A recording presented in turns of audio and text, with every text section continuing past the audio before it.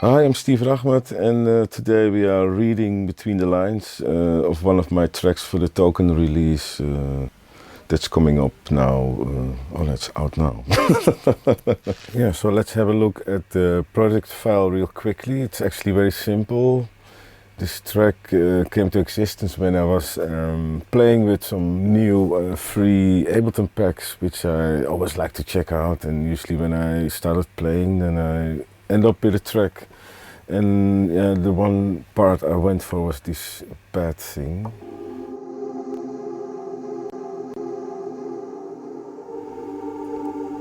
So this was my main idea of it, and because it was very dark, I was trying to compensate it with a bit of less dark percussion, and I used some Brazilian loops that I found. Yeah, so basically it's this percussion and the pad, and actually the only analog thing in this session is the 909 kick. The rest is actually all loops and software, and even the 303 sound was a lazy moment that I used a plugin for it. And yeah, it all worked fine for me, and the hard thing was mixing it because it was not analog and very bright in sound. I had to really sit on it not to make it too digital sounding, even on the desk. But I think mastering did a really good job by taking out a lot of the sharp frequencies. Yeah, so this is of course basically the 909, a 303 loop.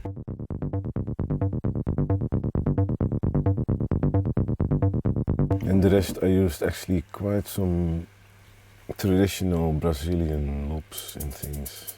And made a nice combination of some percussion sounds that it ended up as being a whole kit.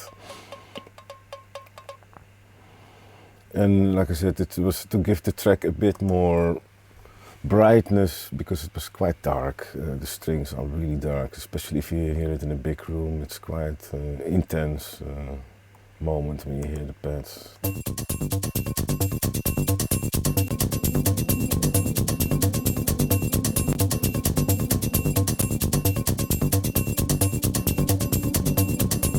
Computer has a hard time recording and playing stuff.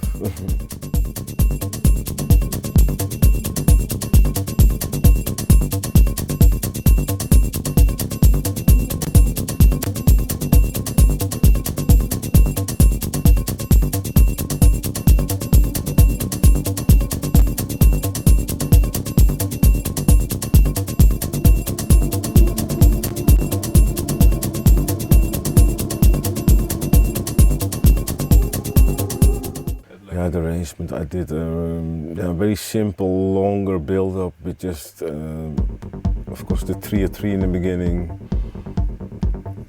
And then I have one rhythmic element here to start with. It can be confusing because you can, if you're not paying attention, there's also a different spot where you can take it, but it can make it interesting.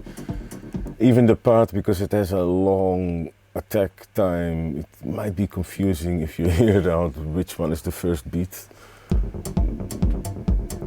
And of course, because it's a three-third rhythm, it makes it even more confusing. But I think as soon as all the rhythm parts are in, then it all falls to place. And where are the shakers?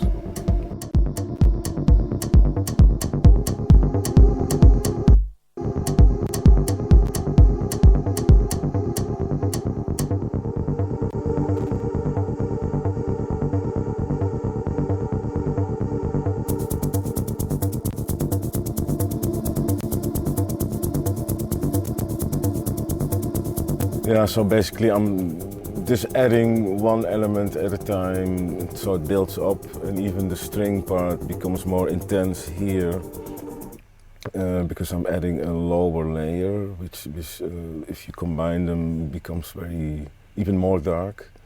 So that's a bit here.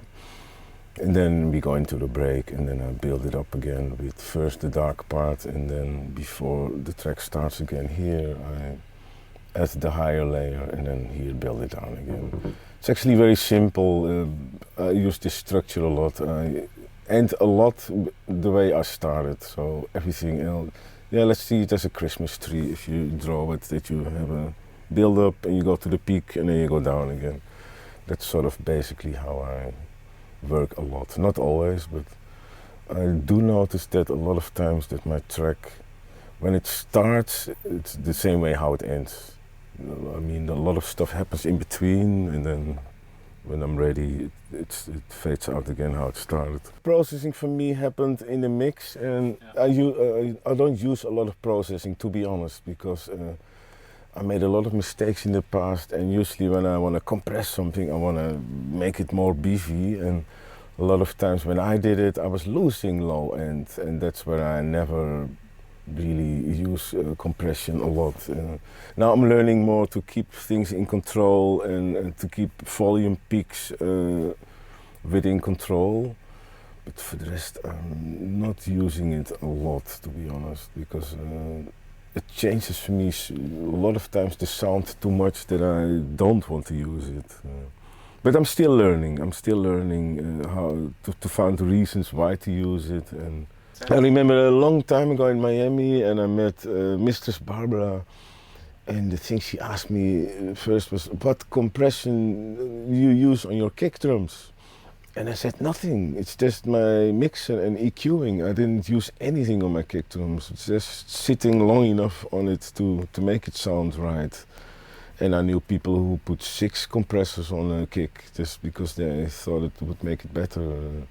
And yeah, I always kept it pure as possible. So yeah, if you have another question about this track or about another thing in the workflow, just leave a comment and then I will get back to you. Thanks for watching and see you another time. Ciao.